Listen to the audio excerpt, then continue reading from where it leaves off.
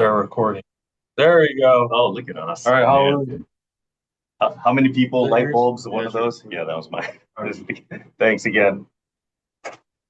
Oh, boy. Tell you what, sometimes it feels like county work. I tell you what, technology has passed me by, and I'm not a Luddite, but I've become a little bit of a technophobe. I mean, it's like I don't want to learn any new technology. No. No, no, I'm getting there. I always thought there's no way I'm gonna get to that point. But I Yeah. know I think I've officially reached it. Well, I went back to school about 3 years ago and finished my degree, and I was in class, and it was international relations, and we had to present a paper. And I said, the last time I presented a paper in the 80s, we literally presented a paper. And so I didn't know, I've never used Google Docs, Google Slides, things like that. So the girl in my class who sat behind me said, you know what, Jeff, I'll give you a call today and I'll walk you through it. She spent 2 hours and she was awesome. The next day I was talking to my 9-year-old grandson. He says, Grandpa, I use those every day. I could have done it for you. It's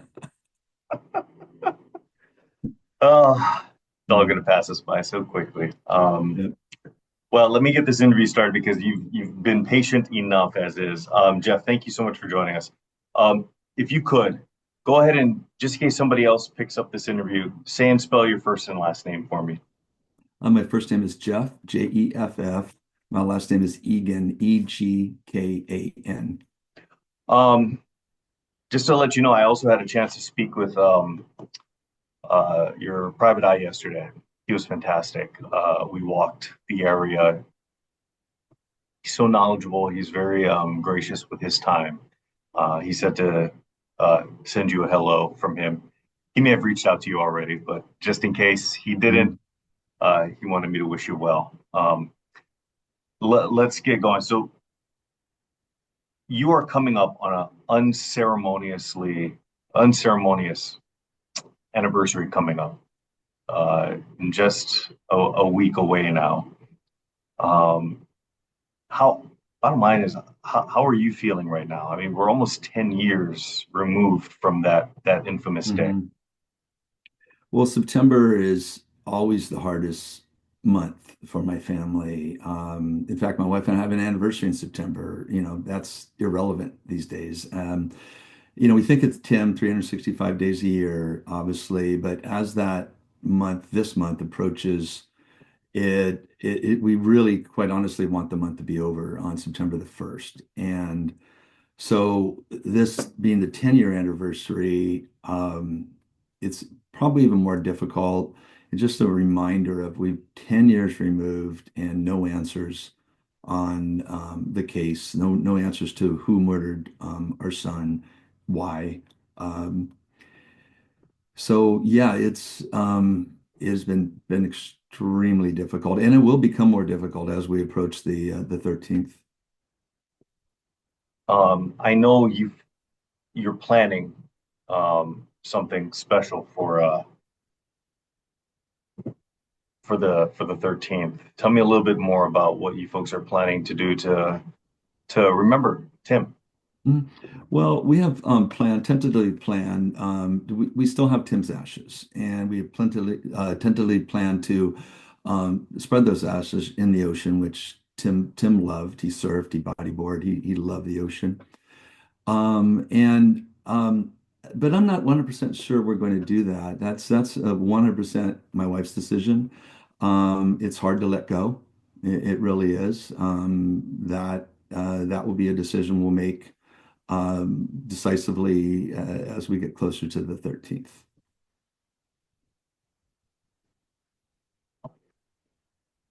As you approach a day like that, um, I know that it's clearly a time that it is very sad to think of him. But how are you choosing to remember Tim at this point? Well, we have five grandchildren, only two of whom were born before Tim's death.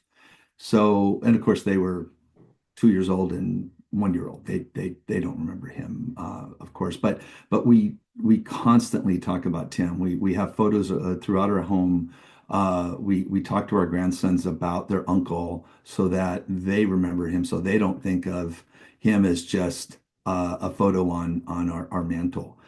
And we'll continue to do that. Tim loved the outdoors.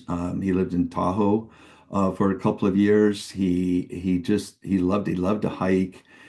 So we throughout the years have occasionally on odd years, some years planted trees, planted a garden in his memory. We like to do things like that, and try to make it a celebration. And we always are together as a family, our extended family on that day, the anniversary. It's just too difficult to do it without family. You kind of touched on some of his interests. Tell me a little bit more about just his personality, what type of person he was. Well, Tim was brilliant. He was funny, passionate about lots of things, but somewhat obsessive on some of his passions that were the passions of the moment. Charismatic. Tim, with Tim, you either loved him or you didn't like him. I mean, his strong personality didn't really allow for an in between. I've never heard anybody say, "I don't really have an opinion on Tim." His friends, he had dozens and dozens of friends, not only in this country, he lived in Australia for a year. Um, he had at least a half a dozen people in this world who considered Tim to be their very best friend. And I think part of that is because Tim treated his friends as they were his brothers. And I think there was a lot of appreciation for that on the part of his friends. He was incredibly generous. He was successful in most everything he attempted, to be honest with you. He started a business at the time at the age of 14. He started a website, designing websites for friends and family for money. And at 15, he started selling online car accessories. Was so successful in that business that he had a daily UPS pickup at our home. He then went on to sell designer jeans online. Every business he had, he was successful, and he always seemed to be one step ahead of where everyone else was. That 2 or 3 years later, people thought, well, why didn't I think of that? And then it was popular and it was very common. And then Tim would move on to something else. So You ever pinpoint where he got that type of entrepreneurship? I have no idea. I think he was brilliant from the time he was a little boy. He was always pushing. He has an uncle who served as his mentor. He would call up. He called, I think he was 8 years old, and he said, "Uncle Gary, I have some money I want to invest in the stock market." And his uncle said, "Okay, well, let me know when you have, I don't know, $100 or $200, and I'll invest it for you." A week later, Tim called him and said, "I've saved some money and I want to invest it." And I think that was at 8 or 10 years old. He took the business page to class in the sixth grade so that when he was finished with his work, he could sit there and read the business page. That was just him. I think he was almost born to be an entrepreneur. He was never going to punch a clock and work a 9 to 5 job. I think that's what I did. And I think he saw that and realized that's not what he wanted. And I was very happy with that decision. There's definitely a personality for that as well. I mean, you have to be wired a certain way. Mhm. Um, and again, he was even at the end of his life, he is an entrepreneur through and through. Was he not? He was, yeah. He joined was introduced to his business partner through a mutual friend that he went to college with, and was called to help a business in redeveloping downtown Stockton. And he didn't know much about commercial redevelopment, but he jumped into it like he does with everything. He worked 18-hour days and would sometimes go to bed, according to his wife, and then wake up 3 hours later and had an idea and he had to put it down. And that was Tim. He was whatever he did, he threw 100% into that effort. Love that. Tell me a little bit more about what he was doing in Stockton as far as his business, his passion, and trying to help revitalize an area. Yeah, the downtown Stockton area, become, deteriorated over the years, over the decades, and His business partner, who grew up in the area, had the idea to revitalize the area, to rebuild buildings in a several square block area, and then make it a livable and a workable space. Tim had seen a lot of that in the downtown San Diego development, because he lived in downtown San Diego, and he thought that could work in Stockton as well. So he had resources, he invested a substantial amount of money into the business, but also a substantial amount of time.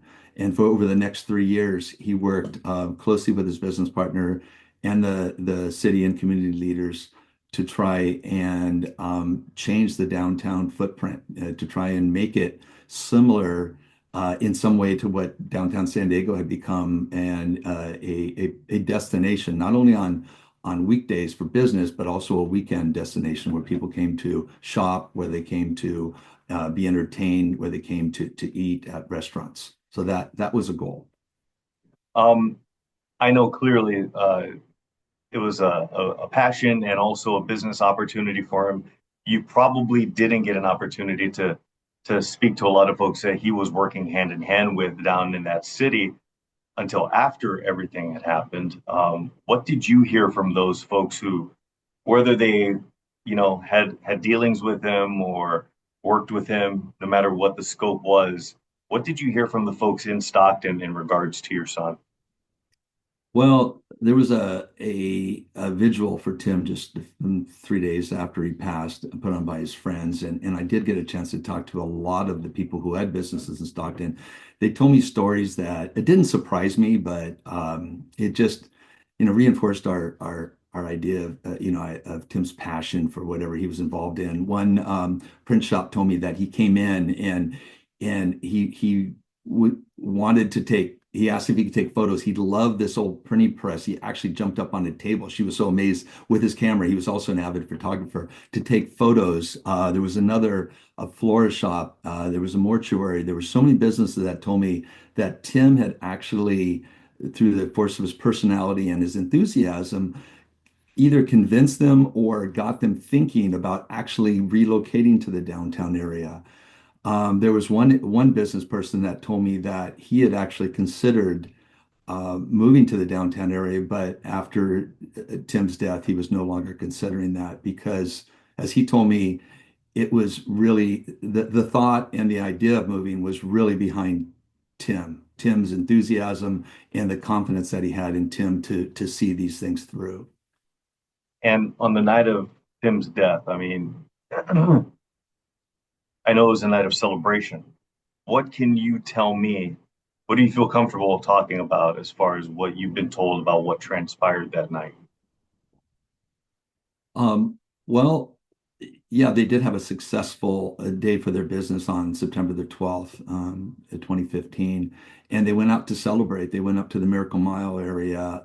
They went to a bar called the Whiskey Barrel. And I think it was about 8:30 p.m. And they celebrated until about 11:30. And then they left, three of them, Tim, his business partner, Zach, and a friend that had visited from England. And they walked across the street to the Central bar, and they had another drink there. Although, according to the bartender, Tim wasn't interested. He really just wanted to go home at that point. That was about 12:15. They walked out of the bar, and I think the bartender said she could see the two of them talking, Zach and Tim, on the corner. They then got shortly after that, they got into a fight and physical altercation. That was punches were thrown. One or the other was thrown to the ground. They both got up with marks and blood on them, and so it was a fairly significant fight. After that, they parted ways, and Zach went to his home. Tim went towards the direction of his home, and was seen walking in the direction towards his home. And Um, would you like me to expound on that and yeah, go? no, sure. I mean, whatever you feel comfortable. Yeah, no, I've just, I could, okay, the timeline from there. Tim then walked Alston, which becomes Lincoln. We don't know where he went from there, but then he was next seen by a resident on Poplar, about 6 blocks from his home, walking in the direction of his home. She asked him if he was okay. He said yes, and he kept walking. He was seen on the corner of Madison and Poplar, Simon Market, that their security camera at 1:09 a.m. And then he wasn't seen again that we know of until he was found on the corner of on Poplar near the corner of Lincoln, basically laying in the gutter. The that person, the one who I'm guessing is that the person who asked, "Are you doing okay?" Was that from the police report? No, that I don't know if that person was ever interviewed by the police, but that was just somebody we found on social media who commented, and then I actually went to that individual's home and asked her about the incident. She was somewhat reluctant to speak. She didn't want to get involved, but that's a comment, and then she reiterated that, and that's really all she would really talk about. Did in that very brief conversation you had with her, did she ever reveal whether or not she saw him, in any physical agony? I mean, aside from just potential punches, he was found with a stab wound. I guess my question is, did she indicate that he might have been stabbed at that point? She she said that he looked like he was intoxicated. He was walking in the street near the curb, and she did not think, but he was not staggering. He was not. She did not. I don't believe that she thought at that time that he had been stabbed. In, Um, in fact, when we saw him on camera at Simon Market walking by, he was standing, he was walking fast, but again, he was not staggering. He was walking straight and towards his home. so we got a chance. I got a chance to walk much of that area yesterday with the investigator that you folks ended up hiring. Mhm. Um, and it's not a very long distance between that corner store and where he was found. Um, there were some incidents that happened, whether they might have played a part or whether they were just coincidental. What have you learned? What do you know about any particular moments that happened between the time that we saw him on that camera and where Tim was eventually found? Sure. Well, what we know is mostly through the work of the private investigator that you walked with, and he went out door to door throughout the entire neighborhood and found one person in particular that was who lived at that time in the downstairs apartment. Happened to be the same apartment building of the individual who found Tim, that where she lived. He said that he came out when he saw the lights from the ambulance at about 1:50 a.m., and that there was a woman sitting on his porch, and he then spoke with her, and she told him that her boyfriend had been in an argument with Tim, but then Tim, quote, seized up and fell down. So the body cam, I think the police footage, they confirmed that that individual was the same individual who had been involved in a domestic disturbance with her boyfriend in the apartment building next door to where the individual who called in lived. We know that that call was made at 1:15, so just 5 minutes after Tim was seen 1 block away or block and a half away at Simon Market. That call was made, and then the police had actually responded to that call, and they were on scene when the resident from the corner building walked over and told them that she had found Tim. Um, to the best of your knowledge, and again, we haven't had a chance to speak with Stockton Police, so I don't have a lot of the official information in front of me, but I know you've had a chance to speak to investigators. Did they relay any information to you in regards to um, who they may have spoken with that they thought were people of interest and whether or not they were able to clear those folks? Well, they spoke with, they did eventually go about a year later, go travel to, because this couple who had been involved in the altercation moved to Las Vegas. The cold case investigator did travel to Las Vegas to ask them if they had anything to do with with Tim's death. And we And I'm sorry, can I start that over? Can you repeat your Really, go question? ahead. I'm sorry, I lost my train. No, that's okay. Were police able to speak to any people of interest, No. uh, who they then were able to also clear? So they spoke with initially they spoke with uh, they interviewed they knocked on doors around that area. I think they sent their explorers out primarily knocking on doors asking for any information. That day they spoke with people at Central Market. They spoke with people at the Whiskey Barrel, a restaurant, a bar where Tim had started with his friends. And then they I guess they tried to speak to Tim's business partner, but he wasn't available in the morning. His wife said he wasn't feeling well. So they spoke with him late that evening, about 8 o'clock. Called him in for an interview. Also called in the friend who had been drinking with them. He was interviewed as well. The I spoke with the police myself that night. They did not indicate that anyone was a person of interest at that time. They then eventually, maybe a year later, did speak to the woman who had indicated that her boyfriend was in an altercation with Tim. I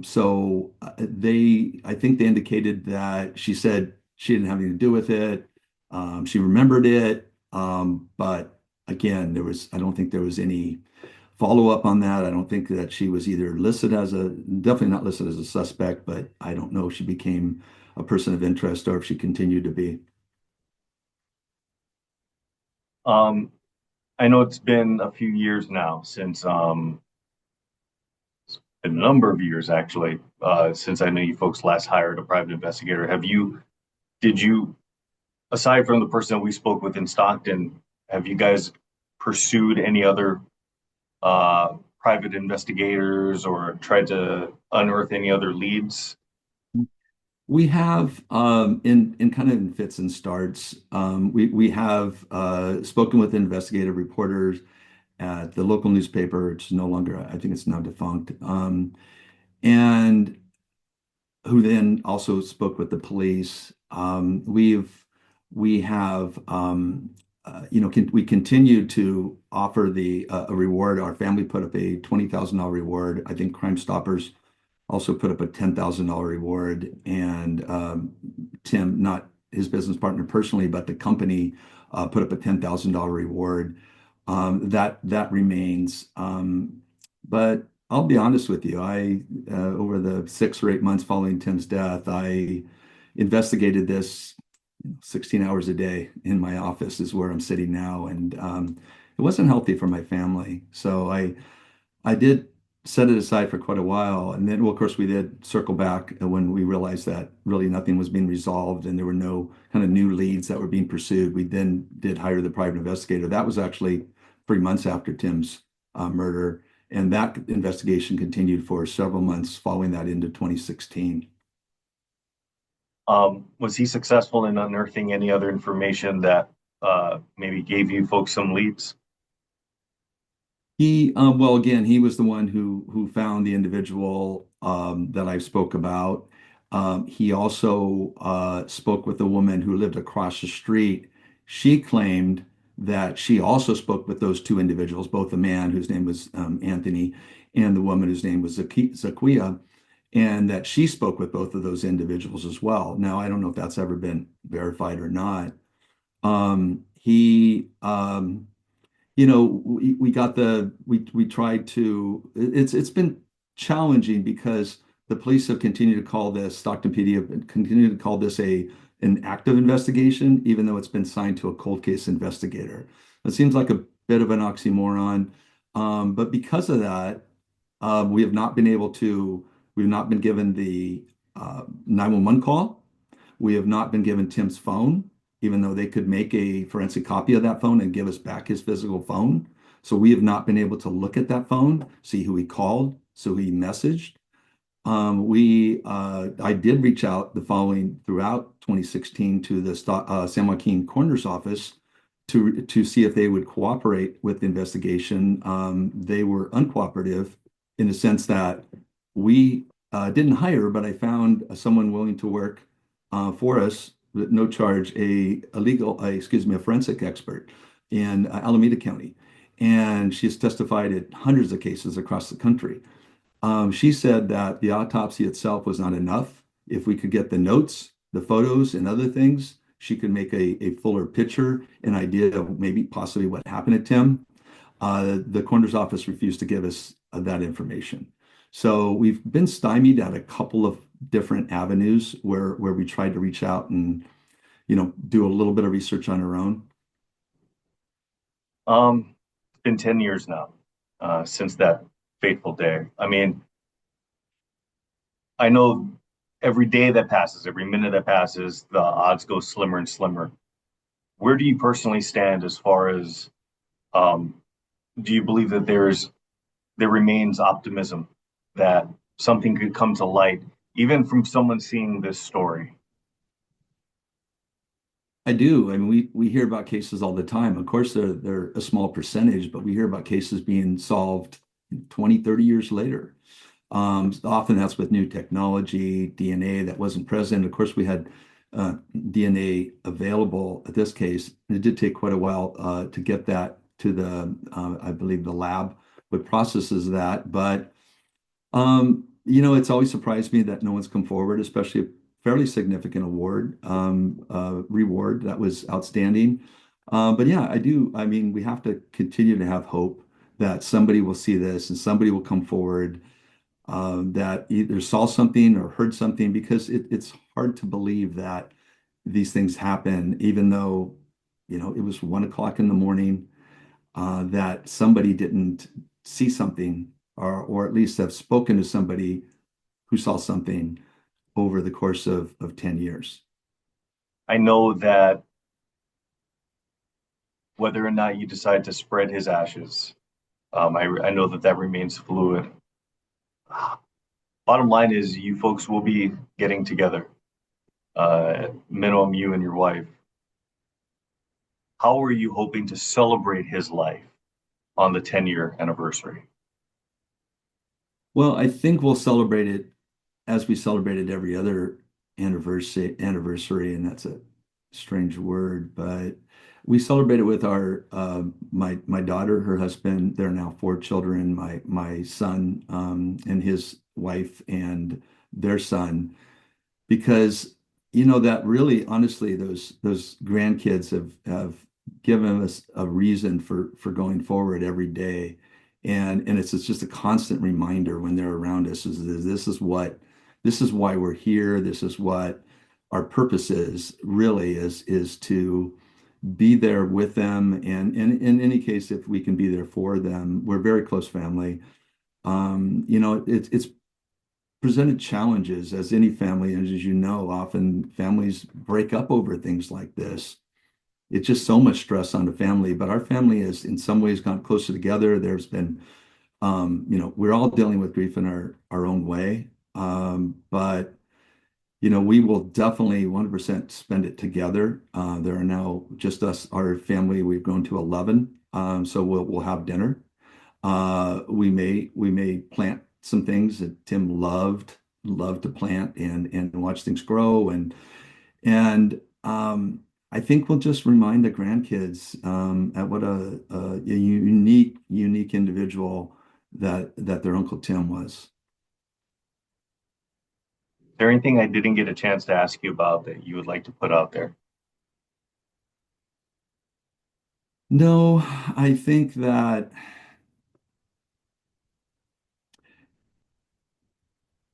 Tim was walking through an area that, some people wouldn't walk through at night. And he was walking through an area where when he was seen, it would be surprising that he ended up going that way. So if anybody saw anything, or again, it's been 10 years and I know people move, especially in that area quite frequently. But if anyone saw anything, remembers anything of value, to either contact your station or Stockton PD. I think these little tips and these little things can be put together sometimes and possibly um, maybe shed some light on the case. Jeff, thank you so much. I'm going to stop this record. Let me pause it.